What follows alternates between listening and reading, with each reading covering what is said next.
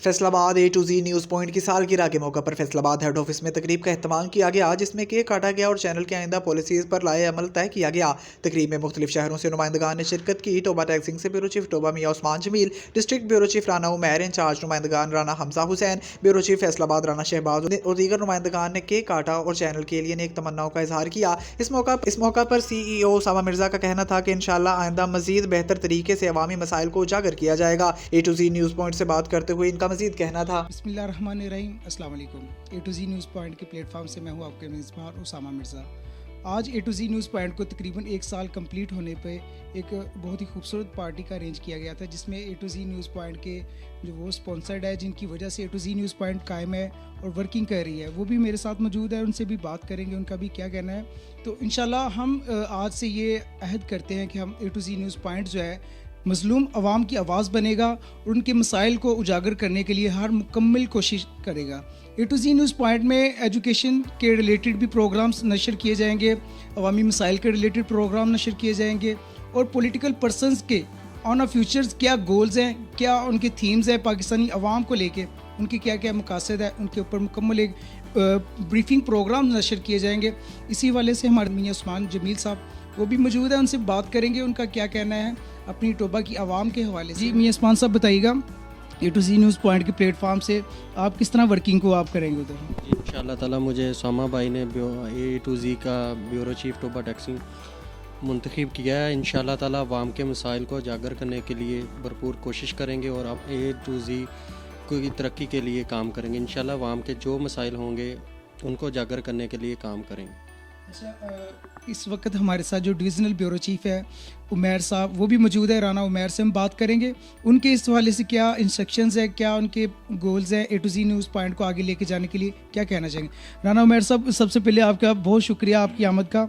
तो आप हमें बताइएगा कि हम किस तरह से अपने चैनल के लिए आवाम की आवाज़ बन सकते हैं, क्या कहना चाहेंगे आप?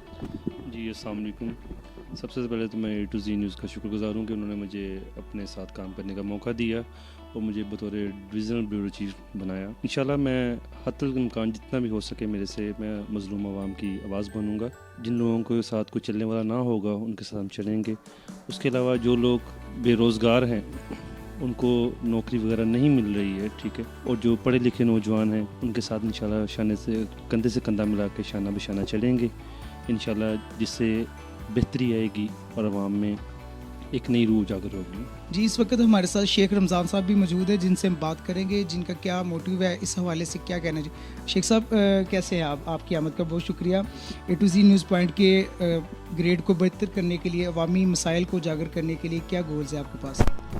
जी उसामा साहब, पहले तो मैं आपका मशकूर हूँ कि आपने मुझे मतलब इनवाइट किया इस हवाले से, क्योंकि मैं इस चीज़ को मैं देखता हूँ कि सबसे जो हमारा जो मोटिव होना चाहिए वो एजुकेशन के हवाले से होना चाहिए।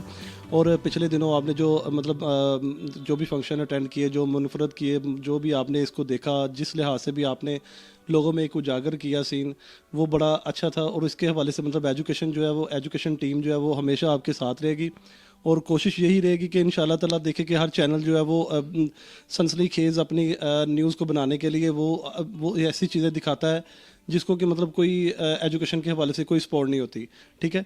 लेकिन मैं उम्मीद करूँगा कि आप जो है वो एजुकेशन को मतलब इस लेवल को ऊपर लेकर जाएंगे और लोगों को मतलब अपने तक पहुँचाएँगे, ताकि जो है वो लोग जो है वो इसको भी देख सकें और एजुकेशन के हवाले से ऊपर जा सकें। बहुत एक अच्छी सोच है इनकी।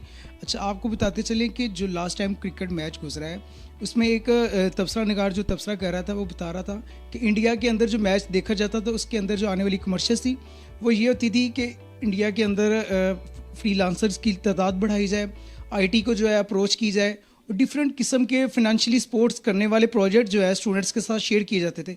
लेकिन जबकि पाकिस्तान में देखा जाए तो इस तरह की किसी किस्म की कंपेन नहीं शामिल थी।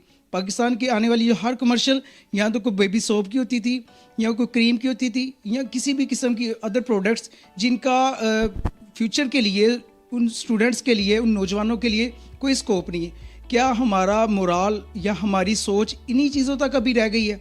इसीलिए हमें एक एजुकेशन को एक अहम टॉपिक बनाते हुए इस प्लेटफॉर्म से जो स्टार्ट करेंगे इंशाल्लाह, और एजुकेशन को यूटिलाइज़ करके एज आ एंटरप्रेन्योर स्टूडेंट्स के लिए बहुत से मौके पैदा करके उन्हें एक फिनेंशियली सपोर्ट घर वालों के लिए और अपने लिए इस काबिल करेंगे कि वो अपनी फाइनेंशियल सपोर्ट ले सकें। अपने मेज़बान उसामा मिर्ज़ा को इजाज़त दीजिएगा। अल्लाह हाफिज़।